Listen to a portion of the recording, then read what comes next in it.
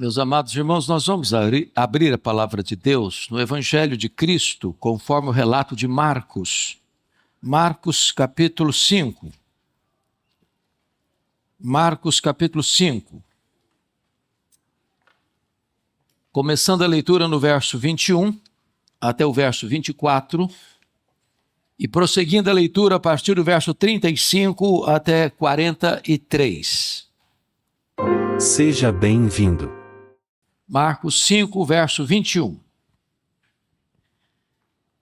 Tendo Jesus voltado no barco para o outro lado, afluiu para ele grande multidão.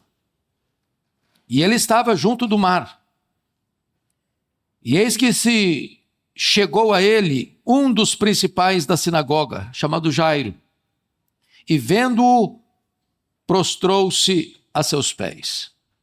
E insistentemente lhe suplicou: minha filhinha está à morte. Vem, pois, impõe as mãos sobre ela, para que seja salva e viverá. Jesus foi com ele. Verso 35. Falava ele ainda, quando chegaram alguns da casa do chefe da sinagoga, a quem disseram: tua filha já morreu. Por que ainda incomodas o mestre? Mas Jesus, sem acudir a tais palavras, disse ao chefe da sinagoga: não temas, crê somente.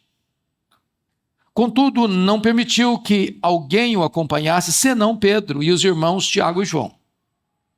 Chegando à casa do chefe da sinagoga, viu Jesus o alvoroço, os que choravam e os que pranteavam muito. Ao entrar, lhes disse: por que estáis em alvoroço e chorais? A criança não está morta, mas dorme. E riam-se dele. Então, tendo ele, porém, mandado sair a todos, tomou o pai e a mãe da criança e os que vieram com ele e entrou onde ela estava. Tomando-a pela mão, disse: Talita cumi, que quer dizer: menina, eu te mando, levanta-te. Imediatamente a menina se levantou e pôs-se a andar, pois tinha 12 anos. Então ficaram todos sobremaneira admirados. Mas Jesus ordenou-lhes expressamente que a ninguém o soubesse e mandou que dessem de comer à menina. Amém. Eu quero tratar nesta noite, irmãos, sobre o tema o triunfo da fé sobre o desespero. O triunfo da fé sobre o desespero. O contexto dessa passagem, desde o final do capítulo 4 e todo o capítulo 5 de Marcos, retrata de maneira eloquente o poder de Jesus Cristo. No capítulo 4, versos 35 a 41, Jesus demonstra poder sobre as forças da natureza. Ele acalma o mar da Galileia, ele faz o vento furioso e sibilante cessar. Depois, no capítulo 5, versos de 1 a 20, naquela mesma noite, desembarcam do lado oriental do lago de Genezaré, no que nós chamamos hoje de Montanhas de Golã, num despenhadeiro, onde havia um cemitério, e havia um homem endemoniado, nu, ferindo-se com pedras, gritando entre os sepulcros, violento, tomado por uma legião de demônios. Legião era uma corporação romana, muito temida, de 6.000 soldados romanos. E Jesus liberta aquele homem, e Jesus cura aquele homem, e Jesus envia aquele homem agora transformado ao seu povo como testemunha do poder de Deus. Quando Jesus retorna, e agora ele está retornando para a sua cidade, onde ele havia fixado residência, quartel-general do seu ministério, cidade de Cafarnaum, às margens do mar da Galileia. Diz a Bíblia que vai um homem conhecido na cidade, um homem respeitadíssimo na cidade, um homem que tinha a mais importante função religiosa da cidade. Ele era o chefe da sinagoga. E ele está lidando com um problema muito sério, porque ele tem uma filha única. E a menina tem 12 anos. Exatamente naquela fase de transição de menina para moça. E ela cai gravemente enferma. E Jairo vai ao encontro de Jesus para suplicar, para Jesus ir com ele à sua casa e impor as mãos sobre a sua filha, para que ela ficasse curada. Então, eu gostaria de olhar esse texto com vocês, para observar apenas duas lições principais. A primeira delas é que Jairo vai a Jesus, levando a sua causa desesperadora. Esse é o primeiro ponto. O segundo ponto, Jesus vai com Jairo à sua casa, levando esperança para o seu desespero. Então a jornada de Jairo a Jesus é levar o desespero.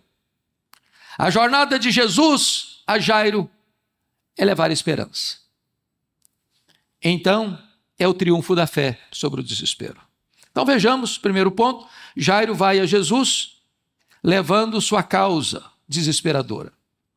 Jesus já tinha demonstrado força sobre a natureza, Jesus havia demonstrado poder sobre os demônios.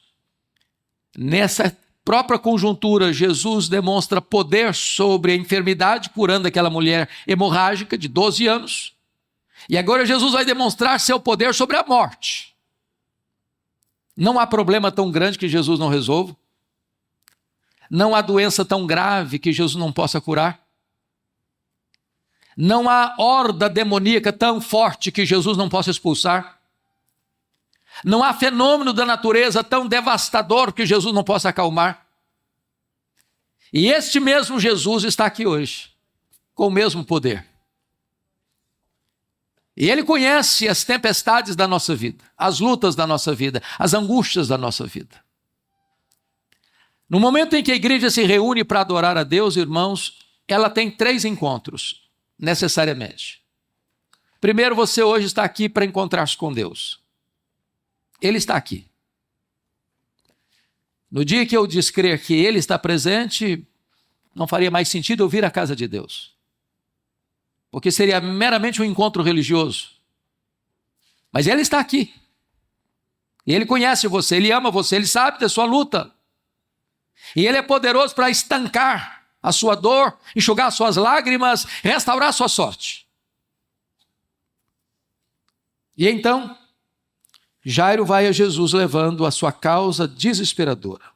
E eu quero destacar aqui alguns pontos. Primeiro, o desespero de Jairo levou a Jesus com um senso de urgência. Veja o verso 23 comigo. E insistentemente lhe suplicou: minha filhinha está à morte. Vem, impõe as mãos sobre ela para que seja salva e viverá. Não é um problema pequeno, não é um problema que se possa resolver mais tarde. Não é uma situação que você possa deixar para depois. A menina estava à morte. Certamente os recursos disponíveis da época já tinham sido baldados, esgotados e nada resolvido. Ainda mais, era filha única. E mais, a menina tinha 12 anos. Estava na flor da juventude. E se aquela menina morresse, era a descendência de Jairo que acabaria. Era o fim da linha para aquela família. O sofrimento, meus irmãos, tem esse poder, ou essa característica, de nos levar a Jesus. Mais pessoas foram a Cristo no dia da dor do que no dia da festa. Mais pessoas se encontraram com Deus no aperto do que na folga. Às vezes Deus faz o caminho de acesso ao nosso coração exatamente pela tormenta, pela dor, pela doença, pelo aperto, pela angústia. E não foi diferente com Jairo. Segundo ponto, O desespero de Jairo levou a transpor algumas barreiras para ir a Jesus. Se não, vejamos. Primeiro, a barreira da sua posição, versículo 22. Confira comigo. Eis que se chegou a ele um dos principais da sinagoga, chamado Jairo. Ele não apenas era um dos principais, ele era o próprio chefe da sinagoga. E o chefe da sinagoga era o maior líder religioso do local. A sinagoga funcionava durante os dias da semana como um tribunal de justiça e aos sábados um local de reunião para estudar a lei.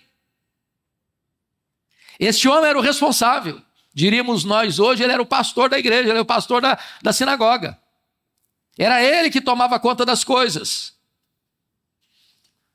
A posição religiosa, social, política, econômica de uma pessoa não blinda essa pessoa do sofrimento. A morte visita palácios e choupanas. A doença chega na casa do mais pobre e do mais rico. Mas este homem enfrenta um segundo problema, uma segunda barreira, a barreira da oposição dos líderes religiosos. Porque nós não estamos falando de uma sinagoga qualquer, ele é chefe da sinagoga de Cafarnaum. E certamente nenhuma outra sinagoga em Israel recebeu tanto a presença de Jesus como a sinagoga de Cafarnaum. Jesus morava lá. Jesus frequentava lá. Links na descrição desse vídeo. E é curioso que, se você ler no capítulo de número 2 de Marcos, a partir do verso 1 até o verso 12, já havia ocorrido um fato naquela sinagoga constrangedor. Quando 4 homens levaram um paralítico em cima de uma maca, destelharam a casa e desceram com o homem doente no local que Jesus estava. E quando desceram, Jesus disse para o cidadão que estava paralítico: filho, os teus pecados estão perdoados. E os escribas ali presentes, investigadores da vida alheia, detetives da fé, já disseram: blasfemou. Eles não disseram, eles pensaram. E Jesus, então, que conhece e lê pensamentos, os aborda. E Jesus, então, desmonta a teologia deles, porque na cabeça deles, na teologia deles, ninguém poderia ser curado sem antes ser perdoado. E eles corretamente acreditavam que só Deus perdoa pecados, como nós também acreditamos que só Deus perdoa pecados. Mas como Jesus havia dito: perdoados estão os teus pecados, agora a prova de que Jesus tem poder para perdoar pecados é que Jesus curou o camarada. E isso gerou, certamente, um certo constrangimento entre os escribas, que ficavam investigando Jesus. Mas logo em seguida, no capítulo 3, versos de 1 a 6, vocês se lembram que Jesus está nessa sinagoga, onde Jairo é o chefe. E tem um homem com a mão mirrada. E Jesus olha aquele homem no meio da congregação e diz: fica de pé. Eu acho que aquele homem era igual um visitante que está na igreja com muita vontade que ninguém peça para ficar de pé, para que ninguém o identifique, ele quer entrar anônimo, sair anônimo. Mas Jesus, fica de pé. Aí Jesus dá uma segunda ordem: vem para o meio. Aí Jesus dá uma terceira ordem: estenda a tua mão. E o homem estendeu a mão mirrada e a mão ficou curada. E você vai notar, versículo 3:6 de Marcos, está escrito: retirando-se os fariseus, conspiravam logo com os herodianos contra ele em como lhe tirariam a vida. Em outras palavras, agora fariseus e herodianos, que são inimigos, se unem para matar Jesus. Portanto, quando Jairo vai a Jesus como chefe da sinagoga, ele sabe que está enfrentando uma resistência da liderança religiosa de Israel. Jesus já não é bem quisto, Jesus já não é bem visto, Jesus já não é bem-vindo mais à sinagoga de Cafarnaum. Portanto, quando ele vai a Jesus, Jairo, ele sabe que vai enfrentar oposição, resistência. A sinagoga já estava fechando as portas para Jesus. Viam-no como um líder perigoso. Ele está enfrentando esse problema para Jesus. Meus irmãos, tem muita gente que às vezes fica desestimulada de buscar a Jesus porque sabe que vai ter que enfrentar críticas da família, dos amigos, dos religiosos. Mas ele enfrenta e rompe com essas barreiras para ir a Jesus. Terceiro aspecto, terceira lição.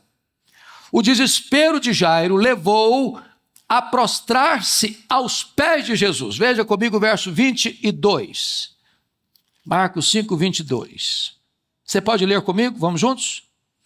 Eis que se chegou a ele um dos principais da sinagoga, chamado Jairo, e vendo-o, prostrou-se a seus pés. Ele é o chefe da sinagoga. Jesus já não é bem visto e nem bem quisto na sua sinagoga, não por ele, mas pelos religiosos da época. E agora ele vem e se prostra diante de Jesus. Reconhece o poder de Jesus. Ele chega e se prostra. Não exige nada, ele apenas demonstra humildade. Até porque cair aos pés de Jesus, meus irmãos, é estar de pé. E de pé no lugar mais alto do mundo. Segundo, Jairo clamou a Jesus com perseverança. Olha o 23 comigo. E insistentemente lhe suplicou: minha filhinha está à morte. Venha, impõe as mãos sobre ela para que seja salva e verá. Essa palavra insistentemente lhe suplicou significa uma coisa clara para nós, não é? É assim: Jesus, vão comigo lá em casa. A minha filhinha está doente à beira da morte. Vão comigo lá. O Senhor impõe as mãos sobre ela e vai ficar curado. E Jesus está fazendo o que está fazendo. Jesus, vão comigo na minha casa. A minha filhinha está morrendo. O Senhor vai impor as mãos sobre ela e vai ficar curado. Jesus, vão comigo na minha casa. A minha filhinha está morrendo. Põe a mão sobre ela e vai ficar curada. Oh, Jesus, vão comigo na minha casa. Isso é insistentemente. Insistentemente. Ele clamou com perseverança. Ele fez igual Jacó, agarrado com o Senhor, dizendo: eu não te deixarei ir se tu não me abençoares. Ou com aquela mulher Cirofenícia, que insistiu, até Jesus dizer: grande a tua fé, grande a tua fé, pode ir embora, tua filha já está curada. Ele não desistiu. Mas notem, no verso 23, que ele clama com fé, porque o verso 23 diz: minha filhinha está à morte, vem e impõe as mãos sobre ela para que seja salva e viverá. Não tem uma gota de dúvida. Não tem uma vírgula de incredulidade. Não tem nenhuma percepção de que não vai dar certo. Talvez ela seja curada, quem sabe ela seja curada. Este homem vai a Jesus sem qualquer dúvida, sem qualquer incerteza. Ele crê que Jesus pode. E foi o que Jesus disse para Marta: se creres, verás a glória de Deus. Hoje eu não sei o que você traz ao Senhor, as lutas que você tem e quer colocar hoje aos pés do Senhor, mas eu quero encorajar você: creia, sem duvidar. Jesus pode. Jesus pode. Talvez a sua casa precise da visita de Jesus. Talvez não é uma menina doente à beira da morte, mas tem lutas lá na sua vida, na sua casa, tem nós na sua família que você não consegue resolver. Você já lutou por tantas vezes, você já buscou todos os recursos, você já esgotou todas as iniciativas ou estratégias, e hoje Jesus pode ir na sua casa e fazer um milagre na sua casa, na sua família.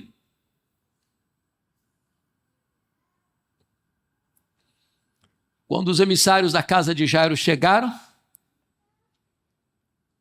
disseram para ele: olha, a tua filha morreu, não incomodes mais o mestre. E Jesus, sem dar importância àquela conversa, disse para Jairo: não tenha medo, crê somente, crê somente. Em outras palavras, não importa o que já chegou, ou onde chegou, ou como chegou, em que posição hoje está, se você crer, você verá a glória de Deus. Para Deus não há impossíveis.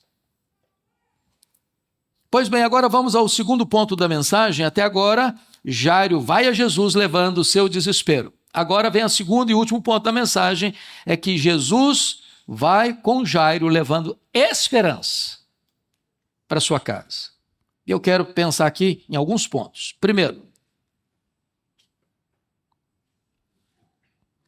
quando Jesus vai conosco, podemos ter convicção e certeza de que Ele se importa com a nossa dor. Links na descrição desse vídeo. É maravilhoso saber isso. Jesus sabe exatamente como é que a sua vida está, como é que a minha vida está. Às vezes a gente passa lutas, dores, e os amigos mais próximos não têm conhecimento. Talvez as dores mais agudas, mais doídas. Mas eu quero dizer para você que Jesus sabe exatamente como você entrou aqui hoje. As lutas que você vive, as lutas da sua família, as lutas da sua casa. E quando Ele vai com a gente, Ele está dizendo: eu me importo com você. Ele já tinha ido a um cemitério, de noite, com um único propósito: libertar um homem enjeitado da família, enjeitado da sociedade, que já havia sido preso tantas vezes e as algemas não podiam prendê-lo mais, que vivia entre os mortos porque os vivos não queriam saber dele mais. Jesus se importou com ele. Jesus se importou com a mulher hemorrágica anônima, lá no meio da multidão. Agora Jesus está dizendo: não me importo com você, Jairo, eu estou indo com você, eu estou indo para a sua casa. E Jesus tem 3 palavras para Jairo: uma palavra de fé, uma palavra de esperança e uma palavra de poder. A palavra de fé é esta: não temas, crê somente. A palavra de esperança é: a criança não está morta, ela dorme. E a palavra de poder é essa: menina, eu te mando, levanta-te. E a morte soltou as garras dela e ela se levantou. Segundo, quando Jesus vai conosco, os imprevistos humanos não podem frustrar os propósitos divinos. Versos 24 a 34. Irmãos, eu me coloco no lugar do Jairo e eu tenho hora que eu me sinto debaixo da pele do Jairo naquela conjuntura. Porque tem um problema, mas é urgentíssimo. E deixa eu falar para os nossos adolescentes aqui, nas crianças, algumas que estão aqui. A gente não consegue entender o que é amor de pai e de mãe, até você ser pai e mãe. Você pode ler livro, você pode escutar palestra, você pode ir em seminário sobre família. Mas o dia que você pega um bebê no colo, seja ele natural ou adotivo, seu filho, não tem explicação. Você prefere 1000 vezes sofrer o golpe do que ver o filho sofrendo o golpe. Você prefere ficar doente para que o filho não esteja doente. Se preciso for, você prefere morrer para que o filho não morra. E agora Jairo vai a Jesus, um problema tão grave, tão sério, tão urgente, e Jesus está caminhando com ele. Daqui a pouquinho, no meio dessa multidão, tem outra pessoa, uma mulher, que também está sofrendo há 12 anos, a idade da menina. E a mulher pensa assim: se eu apenas tocar na orla das vestes de Jesus, eu ficarei livre do meu mal. E ela tem que se tocar anonimamente, porque se ela está com um problema de hemorragia há 12 anos, essa mulher está completamente segregada da sociedade, ela não pode conviver com a sociedade. Qualquer pessoa que ela tocar fica impura, onde ela sentar fica impura. Ela não pode frequentar a sinagoga, não pode ir nas festas. Ela é anônima. E ela toca nas vestes de Jesus, e Jesus diz assim: alguém me tocou. Mas é óbvio, a multidão está empurrando para lá para cá. Os discípulos pensaram que Jesus tinha tido um lapso de sensibilidade, ou de lógica, ou de racionalidade. Ô Senhor, mas está todo mundo te encostando, está todo mundo te tocando. O Senhor vai dizer para nós que alguém tocou o Senhor? Um negócio é esse. Não, alguém me tocou porque eu senti que de mim saiu o poder. Aí a mulher vem e se prostra. Eu fico imaginando o Jairo esfregando as mãos. Meu Deus, esse negócio está demorando demais. Essa mulher está incomodando, essa mulher atrapalhou tudo. Jesus estava vindo comigo, essa mulher parou a caminhada de Jesus. E está demorando muito. Jesus para dar atenção para a mulher, para conversar com a mulher, para resolver o problema da mulher. E o Jairo mais nervoso ainda, mais ansioso ainda, mais angustiado ainda. Quando Jesus está nessa conjuntura, chega alguém e diz, olha, morreu. Fim de linha, acabou. Agora não tem mais chance. E Jesus disse, não temas, crê somente. Irmãos amados, você tem a mesma sensação às vezes, que tem hora que parece que está atrasado o socorro?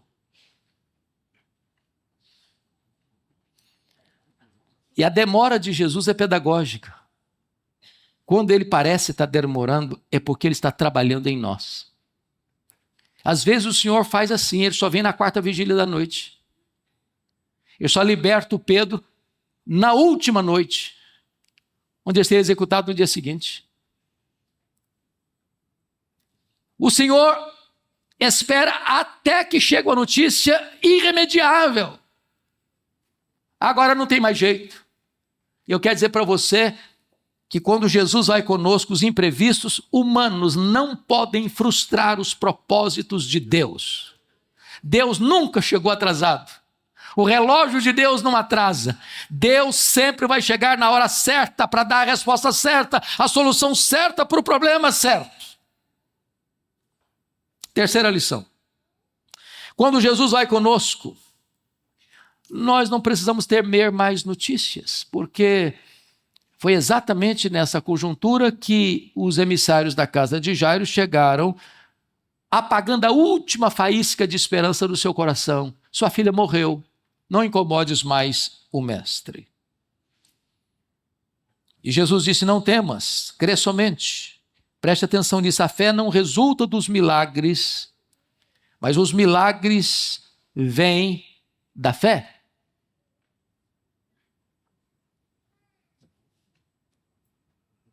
A fé não vem dos milagres, a fé vem de ouvir, e ouvir a palavra de Deus. Mas Jesus disse, se você crer, você verá a glória de Deus.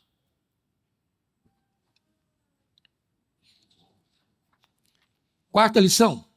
Quando Jesus vai conosco, não precisamos nos impressionar com os sinais da morte. Verso 39. Confira aí comigo. Ao entrar, lhes disse, por que estáis em alvoroço e chorais? A criança não está morta, mas dorme. Naquela época, irmãos, tinha uma prática muito curiosa. Quando morria uma pessoa, contratava-se carpideiras. Porque, para a cultura oriental, a morte tinha que ser alguma coisa muito doída mesmo. Era luto, era dor, era choro.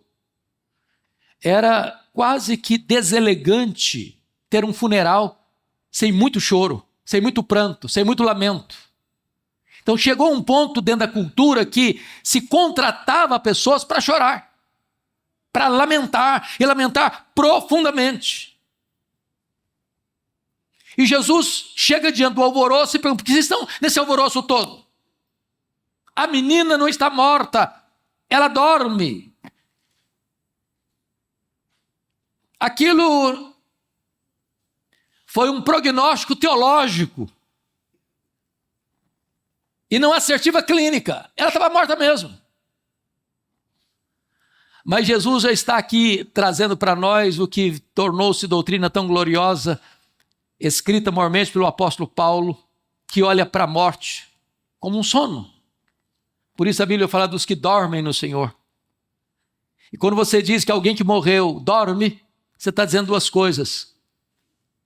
Sono é descanso. E quem morre no Senhor está descansando das suas fadigas. Sono é alguma coisa que tem, que você desfruta, mas daqui a pouquinho você vai acordar. Em outras palavras, a morte não é o fim da linha. A morte não é o final da vida. O túmulo não é o último endereço. Haverá um dia, quando Jesus voltar, que diz a Bíblia lá em João 5, 28 e 29, que todos ouvirão a sua voz, os que estiverem no túmulo ouvirão a sua voz e sairão do túmulo. Uns para a ressurreição da vida, outros para a ressurreição do juízo. Aquele que é a ressurreição e a vida está dizendo, ela dorme. Porque a morte não pode levantar a sua fronte altiva diante daquele que é a ressurreição e a vida. Quinta lição. Quando Jesus vai conosco, a morte não tem a última palavra. Eu olho para essa cena, as carpideiras, os pranteadores, os familiares, a mãe que ficou em casa, o Jairo que está indo com Jesus, talvez os discípulos também perplexos, todos eles formando o que nós poderíamos chamar de o coral da morte. E de repente, entra o solo da ressurreição.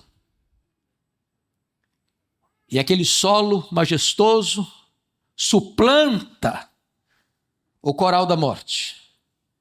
E diz a Escritura que Jesus não permite no local que os incrédulos entrem, que os lamentadores entrem, que os pranteadores entrem.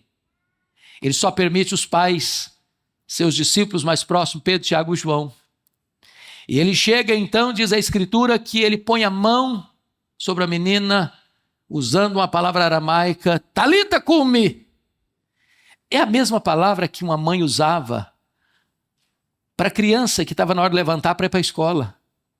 Quem é pai e mãe aqui sabe que às vezes você tem que chegar lá no quarto e diz, filho, está na hora, bora, levanta. Está na hora. E Jesus chega e disse, menina, está na hora de levantar. Levanta-te. E a morte solta as garras, solta os tentáculos, e a menina ressuscita com vida, com saúde, com fome, disposta a se alimentar. Que voz poderosa tem o nosso glorioso Redentor. Ele fala e o universo aparece. Ele fala e o sol para. Ele fala e as estrelas, cada uma chamada pelo nome, aparece. Ele fala e o mar se acalma. Ele fala e o vento cessa. Ele fala e os anjos obedecem. Ele fala e os demônios batem em retirada. Ele fala e a doença tem que ceder. Ele fala e a morte tem que cessar. A sua voz é irresistível, é poderosa. Louvado seja o seu nome.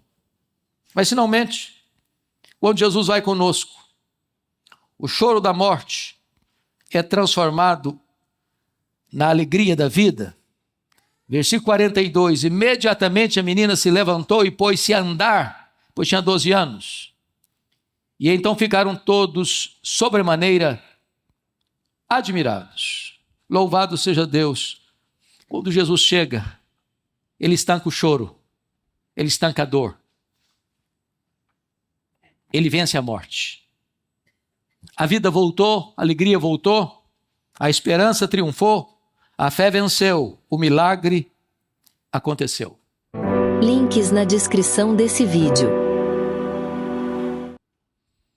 E você que está aqui hoje, tem alguma causa urgente? Você quer colocar aos pés de Jesus? Você quer ir hoje ao encontro do Senhor? Prostrar-se aos pés dele?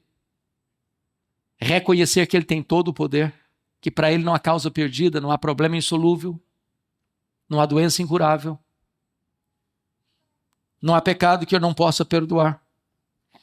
Eu quero encorajar você a vir a Jesus, a prostrar-se diante de Jesus, a clamar insistentemente a Jesus, a crer em Jesus e a ver a glória de Deus se manifestando na sua vida. Curva sua fronte, por gentileza. Vamos orar por um tempo.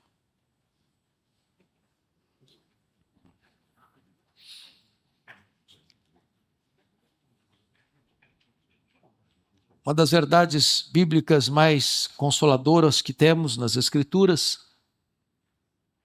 é que Jesus Cristo é o mesmo ontem, hoje e sempre o mesmo. Ele tem o mesmo poder. Ele está aqui. E Ele conhece a você. Ele sabe exatamente o diagnóstico da sua vida. E esse Jesus é o mesmo que hoje pode ir à sua casa para levar esperança, para estancar o choro, para suplantar a dor, para acalmar o vendaval da sua alma, para trazer solução definitiva para a sua vida. Nós cremos, ó Jesus, que Tu és o mesmo. E aqui está o Teu povo, a Tua igreja. Tu bem conheces cada pessoa que entrou aqui hoje, cada pessoa que está acompanhando pelas mídias. Ah, Senhor, Tu sabes as lutas da nossa casa. Vá conosco, Senhor.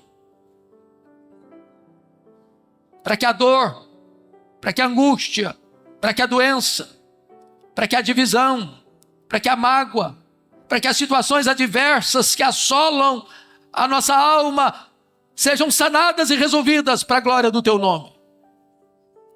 Aquele que está cativo pelo pecado, rompe esses grilhões, Senhor. Perdoa, salva, liberta, restaura esta vida. Aquele que está longe da Tua presença, traz de volta, Senhor. Aquele pródigo que se afastou da Tua casa, está longe em outros caminhos perigosos, traz de volta, Senhor, para o Teu aprisco. Aqueles que estão desanimados, Senhor, reaviva o coração deles. Aqueles que estão apáticos, Senhor, com as coisas do alto, talvez embriagadas pelas riquezas e glórias deste mundo, ah, Senhor, reacende na alma deles as glórias do céu. Visita a Tua igreja nesta noite. Rogamos-Te no poderoso nome de Jesus e para a própria glória do Senhor Jesus. Amém e amém.